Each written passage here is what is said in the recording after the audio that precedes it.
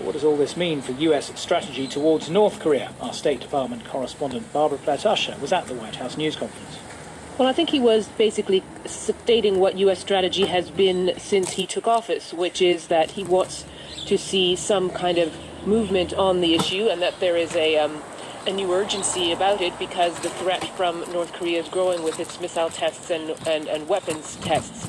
So their strategy has been and continues to be to press countries around North Korea to impose sanctions very strictly, especially pressing China because, of course, it's the main ally and has the most trade with North Korea, and they want to try to isolate it and put it under pressure to change its calculus. That's what officials here say. And do they agree on strategy towards the North?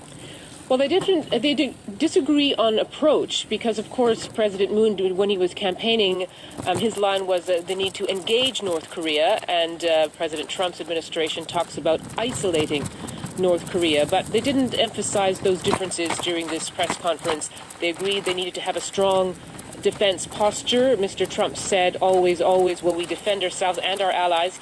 And President Moon talked about the need for a deterrent, a strong deterrent in the region. President Moon did get in the line about dialogue, but he didn't emphasize it. And he actually has said himself that has to be accompanied by sanctions.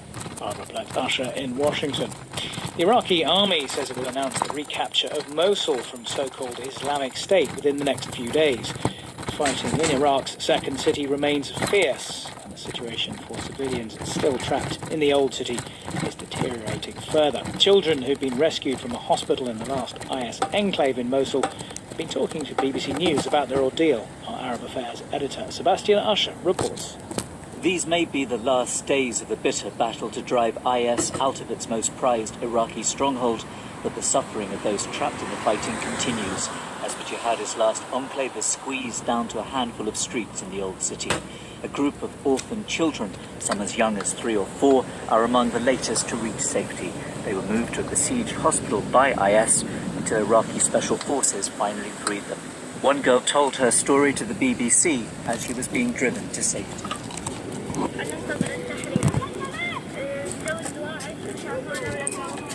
She says she was with her family waiting for government forces to reach them when IS fighters came to her house.